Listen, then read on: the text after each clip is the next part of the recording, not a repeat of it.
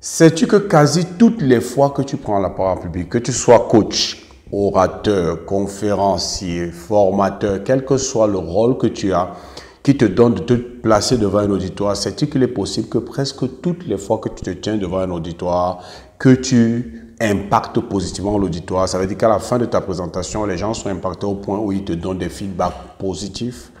Aimerais-tu savoir le secret numéro un qui fait que presque toutes les fois, au moins à 95 à 98% des cas, presque toutes les fois que je prends la parole en public, j'impacte positivement mon audience? Si ta réponse est oui, dans cette vidéo, je vais partager justement avec toi ce que j'ai appelé le secret numéro un, qui est la clé de mon succès presque toutes les fois que je prends la parole en public. Et maintenant, je veux dire, lorsque je dis que j'impacte toujours positivement mon audience, ça ne veut pas dire que je n'ai pas des choses à améliorer. Ce que je veux dire, c'est que toutes les fois que je finis de prendre la parole, que ce soit lorsque je suis invité dans un séminaire, lorsque je suis conférencier, lorsque je tiens une de mes formations ou lorsque je conduis un de mes programmes de coaching, ce qui fait que les gens puissent me donner des retours positifs, c'est de ça que je veux parler. Mais ça ne remet pas en cause le fait que après une présentation, quelqu'un me dit « j'ai été vraiment impacté, mais je pense, docteur Zoé, qu'à ce niveau, tu aurais pu faire ceci ». Non, il y a toujours des choses à améliorer. Mais au-delà de ça, la personne, même lorsqu'elle veut te faire des critiques positives, te montre d'abord et t'exprime d'abord le fait que ce que tu as partagé a complètement transformé sa vie. Si tu veux devenir ce genre de personne, ce genre d'orateur, ce genre de coach, ce genre de formateur, alors là, le secret que je vais partager avec toi aujourd'hui va faire toute la différence. Quel exemple je peux prendre? Presque toutes les fois où je prends la parole en public, j'ai des retours positifs. C'est vraiment très rare. Je les compte même presque pas, les cas où je prends la parole en public et les gens disent c'était mauvais, vraiment, cet orateur était mauvais, cette formation était mauvaise. Ça n'existe quasiment pas dans mon cas. Mais oui, il y a des choses à améliorer. Je me souviens par exemple un jour, parce que je commence à pratiquer l'art oratoire dans ma communauté chrétienne d'abord, avant de pratiquer ça hors de l'église, dans le monde séculier, en tant que coach, en tant que formateur et en tant que vendeur sur scène. Mais je commence d'abord à l'église et je me souviens un jour, mon leader spirituel me demande de l'accompagner dans une autre ville. Nous étions à Yaoundé, il me demande de l'accompagner à Douala, au Cameroun, parce qu'il va pour officier un mariage. Et lorsque nous arrivons là-bas, nous arrivons dans la salle qui était supposée accueillir les mariés, dans laquelle tout était supposé se passer. Il part prendre place. Il y avait vraiment beaucoup d'autres hommes et serviteurs de Dieu qui étaient assis avec lui. Et moi, parce que l'événement était supposé commencer dans les 10-15 minutes qui suivaient, je m'en vais dans une autre salle et j'essaie de me relaxer, me disant que lorsque la cérémonie va commencer, pour la bénédiction du couple, alors là, je vais venir dans la salle. Et pendant que je suis de l'autre côté, je vois l'orateur, je vois le MC, le maître de cérémonie de l'événement qui vient vers moi là où je suis et il vient me dire que ton leader dit que je te dise que finalement il a décidé que non, lui ne va plus, enseigner, c'est toi qui vas enseigner maintenant là. Dans les 5 minutes qui suivent, c'est toi qui vas enseigner. Lui va simplement procéder à la bénédiction des mariés. Maintenant, mettez-vous un peu à ma place. Nous avons voyagé. Je suis supposé l'accompagner. Je ne suis même pas, à l'époque là, je n'étais même pas encore ordonné serviteur de Dieu, ni pasteur, ni rien. Je suis simplement quelqu'un qui l'accompagne. Et séance tenante, dans les 5 minutes avant que les cérémonies ne commencent, on vient m'annoncer que finalement, il a changé d'avis et il a décidé que c'est moi qui vais enseigner et lui va simplement bénir le mariage. Dans quel état d'esprit je me trouve? J'essaie de dire que, mais est-ce que tu es sérieux là? Il me dit, très sérieux, et il me dit, vraiment, mets-toi, prépare-toi, parce que dans les 5 minutes, nous allons commencer, et après les articulations introductives, là, c'est toi que je vais présenter pour que tu puisses enseigner. Donc, je me mets en condition, finalement, la cérémonie commence, on m'introduit, j'enseigne, et ça se passe bien, et je me souviens même que bien des années plus tard, je rencontre la dame qui se mariait ce jour.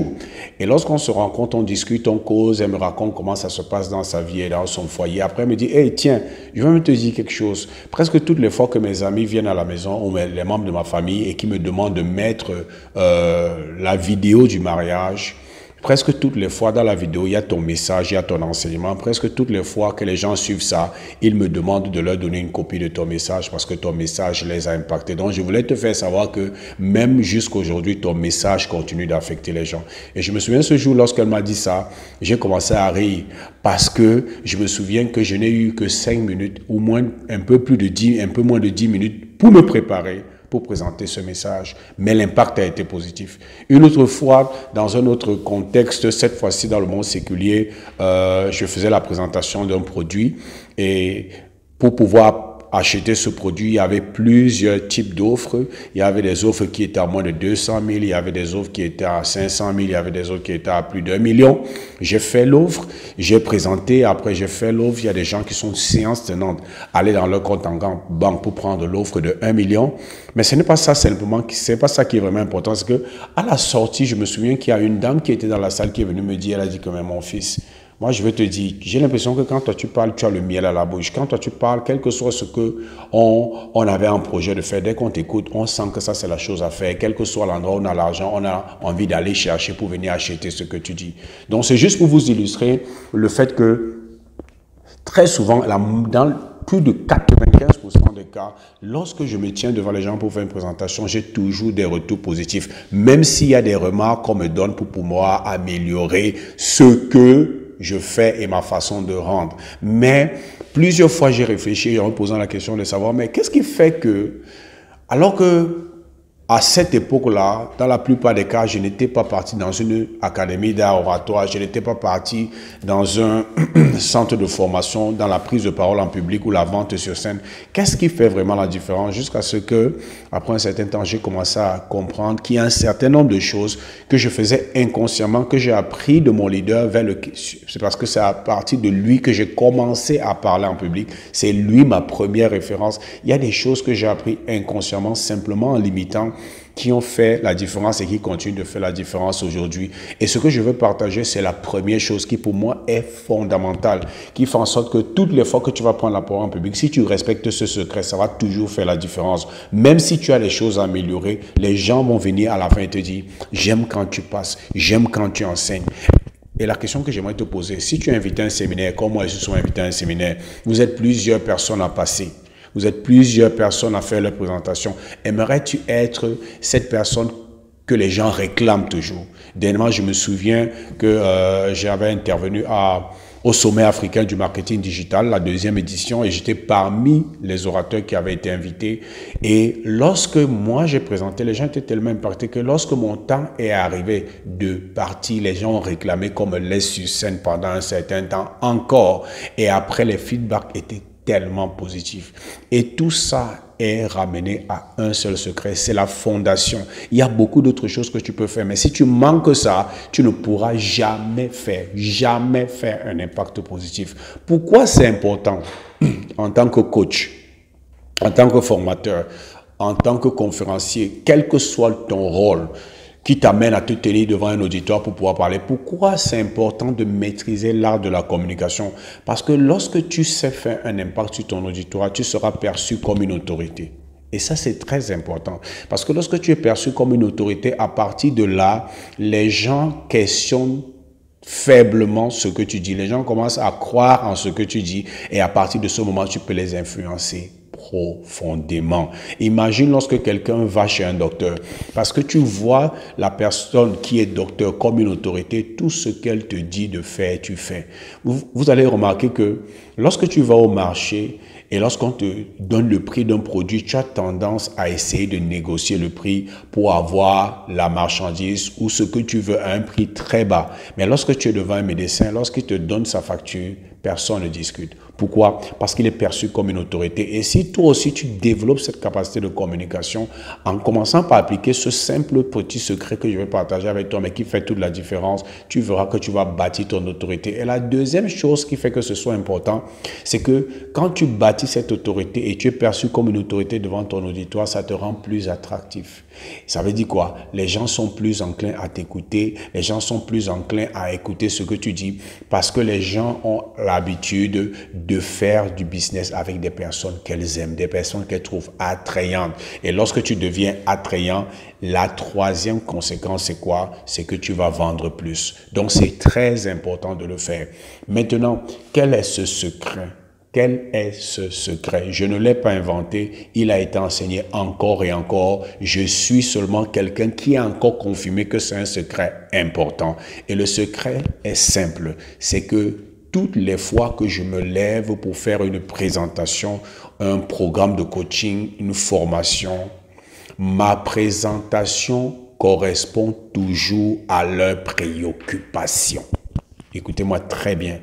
Ma présentation correspond toujours à leurs préoccupations. Ma communication connecte toujours avec leur obsession. Toujours.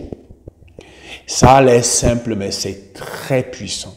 Je crois que c'est Jim Rohn qui disait que pour être un bon communicateur, la première chose que tu dois te rassurer, c'est que tu as une chose bonne à dire ou une chose intéressante. Et qu'est-ce qu'une chose intéressante? Qu'est-ce qu'un sujet intéressant? Un sujet intéressant, c'est un sujet qui rencontre une préoccupation. Tu peux savoir articuler, tu peux savoir gérer ta tonalité, tu peux savoir te tenir sur scène, tu peux parler avec éloquence. Mais si tu parles sur un sujet qui n'intéresse pas l'audience, l'audience va dormir. Et ce que tu dis n'aura pas d'impact. Je suis sûr que tu as déjà certainement fait cette expérience où tu es dans un auditoire où la personne qui est en face ne parle pas bien, ne sait pas communiquer. Mais parce que ce sur quoi elle communique est tellement important pour toi, tu fais fi du fait qu'elle n'articule pas bien, elle n'est pas éloquente, parce que ce qu'elle partage avec toi est très important pour toi. Ça, c'est important, c'est fondamental, c'est critique. Si ton sujet ne rencontre pas un besoin, si ta présentation ne correspond pas à leurs préoccupations, si ta communication ne connecte pas avec leur obsession, tu vas passer à côté. Et toutes les fois que j'ai une communication à faire, dans un séminaire, dans une formation, dans un programme de coaching, mon énergie, ça dit, si je dois quantifier comment j'investis mon énergie ou repartir, j'investis au moins 60 à 70% de mon énergie à trouver un sujet qui correspond à leurs préoccupations. Parce que lorsque tu parles sur quelque chose qui correspond avec un besoin profond de quelqu'un, lorsque tu commences à parler, ses yeux s'illuminent. Parce qu'il dit, waouh, ce monsieur dort avec moi. Cet orateur dort avec moi. Je me souviens un jour, j'ai assisté à un séminaire avec mon épouse. Après, lorsqu'on est sorti, elle m'a dit, j'ai l'impression que cet orateur a dormi avec moi. Je dis, pourquoi tu dis ça? Elle dit qu'il parlait, c'est comme si c'est de ma vie et de ma situation qu'il parlait. Tout ce qu'il décrivait correspondait exactement à ma situation. C'est pour ça que j'ai l'impression que ce monsieur a dormi avec nous. C'est de ça qu'il est question. Lorsque tu parles, lorsque tu commences à faire ta présentation, lorsque tu fais ta formation, ton programme de coaching, ce que tu dois rechercher, c'est que les gens aient l'impression que tu les connais particulièrement. Les gens aient l'impression que tu as dormi avec eux. Les gens aient l'impression que, non, tu les connais, tu es peut-être leur frère. Parce que ce que tu dis est tellement pertinent parce que ça correspond à leurs préoccupations qu'ils ne peuvent que t'écouter jusqu'à la fin. C'est aussi simple que ça. C'est pas pour rien que Jim Rohn avait l'habitude de dire il faut avoir premièrement quelque chose d'intéressant à dire avant de la dire de manière intéressante. Il y a les gens qui se focalisent seulement à dire la chose de manière intéressante, à bien parler, à bien articuler, à bien se tenir, bonne posture, bonne ouverture des bras, bonne gestuelle. Mais si tu fais tout ça alors que ton sujet ne correspond pas à leurs préoccupations, ça ne sert à rien. Ça ne sert à rien. Et il est important que tu travailles à découvrir quel est le sujet important pour l'auditoire auquel je m'apprête à m'adresser. C'est très important. Et maintenant, je vais te donner 3 choses que je fais généralement qui m'aident à me rassurer que ma présentation ou le thème de ma présentation va correspondre à leurs préoccupations ou ma communication va connecter à leur obsession. Pourquoi je parle de préoccupation? Pourquoi je parle d'obsession? Ce qui garde les membres de ton auditoire éveillés toute la nuit, si sur la scène tu en parles, leurs yeux vont s'éclairer. Ce qui les préoccupe. Si sur la scène tu arrives à décrire ça et tu arrives à en parler et tu arrives à te positionner comme quelqu'un qui apporte la solution à ces préoccupations, leurs yeux vont s'illuminer. Ils ne peuvent que t'écouter. Ils ne peuvent que t'écouter. C'est important de le savoir. Donc, les 3 choses à faire que je fais, c'est quoi? La première chose, l'une des choses que je fais, c'est la première chose, c'est que j'écoute. Par exemple, si quelqu'un m'invite à un séminaire et dit je voudrais que tu viennes intervenir dans notre séminaire tel jour à telle heure, je prends le temps de discuter avec la personne pour savoir qu'est-ce qu'il recherche dans ce séminaire, quelles sont les préoccupations de son audience. Ça, je prends le temps de le faire parce que je ne veux pas présenter quelque chose qui ne correspond pas à leurs préoccupations. Donc, je prends le temps d'écouter. Si j'ai la possibilité d'écouter les personnes qui seront au séminaire, je le fais. Si j'ai la possibilité des fois durant le séminaire de venir avant que je ne vienne intervenir pour causer avec des personnes qui sont dans la salle, je viens parce que ça me permet de connaître leurs préoccupations. La deuxième chose que je fais, c'est l'observation. Et l'observation seule m'a déjà sauvé à plusieurs reprises. Plusieurs fois, je me souviens encore il y a moins de 3 mois, j'ai préparé ma présentation très forte et je savais que c'est une bonne présentation sur un bon thème. Mais lorsque je suis arrivé dans la salle, j'ai observé l'auditoire, j'ai compris qu'il faut que je change mon sujet immédiatement. Et en moins de 30 minutes, là où j'étais assis, j'ai changé mon thème, j'ai changé mon sujet, j'ai changé le titre de ma présentation. Et vous savez quoi? Cette présentation a fait feu. Parce que j'ai eu la capacité d'observer. C'est une capacité observer. Voir quels sont ceux qui constituent mon audience. Par exemple, je vous prends un exemple. Si je me tiens et je suis assis et j'observe une audience et je vois que dans l'audience, ce sont des personnes qui sont entre peut-être 16 et 23 ans. Et que la présentation que j'avais préparée concerne plus des personnes de plus de 45 ans, il va sentir que je vais changer rapidement ma présentation. Rapidement. Ou si dans mon audience, je me trouve en face de 90% de femmes, alors que le thème sur lequel je voulais débattre concerne 4 plus les hommes, je vais changer. Ce sont juste des exemples. Cette capacité à lire l'audience, cette capacité à observer ceux qui sont dans l'audience va faire toute la différence.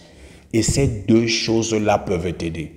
Maintenant, la troisième chose que je fais, tout le monde ne le fait pas. Moi, j'ai un background, je suis une personne de foi et je suis en même temps un ministre de culte. Moi, et ça ne me trompe jamais.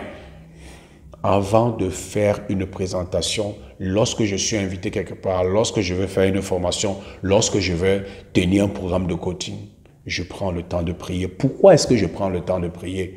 Parce que dans ma foi, dans les Saintes Écritures qui sont la Bible, il nous est appris que l'Esprit de Dieu nous fait connaître les choses d'avance. Et Dieu est celui qui connaît les cœurs et qui sonde les cœurs. Donc, lorsque je m'en vais dans un état de prière, dans une attitude de prière pour dire « Dieu, Seigneur, aide-moi, inspire-moi pour connaître quel est le thème sur lequel je dois présenter », je crois dans mon esprit que, puisqu'il connaît les cœurs, il n'y a personne qui soit capable de me dire quelles sont les préoccupations des cœurs que Dieu. C'est pour ça que je me vais vers lui et je prends toujours le temps de prier. Je ne m'amuse pas avec cet exercice. Je ne m'amuse pas avec cette étape. Je vous ai dit, me focalise à 60-70% sur cet aspect de ma présentation. Trouver le bon sujet, trouver le bon thème, trouver le bon angle d'attaque. Parce que lorsque j'ai réussi à saisir leurs préoccupations et j'ai réussi à traduire leurs préoccupations dans un thème captivant et je réussis à traduire leurs préoccupations dans une présentation non seulement qui décrit ce par quoi ils passent, mais qui leur apporte la solution, à coup sûr, toutes les fois, les gens vont me dire, j'ai vraiment été impacté. J'ai vraiment envie de continuer. J'ai vraiment envie de travailler avec toi. J'ai vraiment envie de continuer à travailler avec toi. Pourquoi? Parce que ce que je présente correspond à leurs préoccupations. Et voilà les 3 choses que je fais. J'écoute, j'observe et je prie. Parce que je sais que Dieu sonde les cœurs. Il connaît les cœurs. Il connaît la fin d'une chose avant son commencement. Avant qu'une chose ait commencé, il sait. Il sait quelles sont les pensées des cœurs. Plusieurs fois dans la Bible, il est écrit que les gens venaient pour tenter Jésus et Jésus pouvait lire leurs pensées. J'ai besoin de travailler avec une personne comme ça. J'ai besoin d'avoir ce genre de partenaire. Quelqu'un qui est capable de lire les pensées. C'est pour ça que je ne prends pas ça à la légère. Toutes les fois que je dois intervenir, que ce soit une intervention en ligne, que ce soit une intervention en présentiel, je prends le temps de prier et je demande, Seigneur, inspire-moi parce que toi, tu connais les cœurs, toi, tu lis les pensées, tu connais les préoccupations de ces personnes, tu connais ce qui les obsède en ce moment. Et je ne veux présenter que ce qui les préoccupe pour leur apporter de véritables solutions. Et ça ne m'a jamais manqué. J'ai toujours eu l'inspiration qu'il faut. Et je crois que c'est ça qui fait en sorte que presque toutes les fois, quasi toutes les fois que je présente, les gens sont impactés positivement. Les gens veulent continuer de travailler avec moi. Pourquoi? Parce que ma présentation correspond à leurs préoccupations. C'est ça que je voulais partager avec toi. Tu es coach, tu es formateur, tu es conférencier, tu es quelqu'un qui se tient constamment, tu es peut-être même ministre de culte, tu te tiens constamment devant un auditoire pour faire des présentations, pour impacter ton auditoire et c'est grâce à ça aussi que tu vis parce que c'est ce que tu vends après tes présentations qui te permet de vivre. Il est important que tu saches ce secret. Ne présente jamais ce que tu aimes, présente ce qui préoccupe l'audience. Ne présente pas ce qui te passionne, présente ce qui passionne l'audience. C'est l'audience qui doit te donner les éléments qui te permettent de savoir voici ce sur quoi je vais parler. Et si tu fais ça toutes les fois, tu auras un impact positif. C'est ça que je voulais partager avec toi. J'espère que tu as obtenu assez de valeur de ceci. N'oublie pas, aime la vidéo, souscris à notre chaîne. Partage cette vidéo avec qui tu sais peut être intéressé par ce type de contenu. Et comme j'ai toujours l'habitude de dire, c'était Zoé du Cameroun. Et je te souhaite le succès.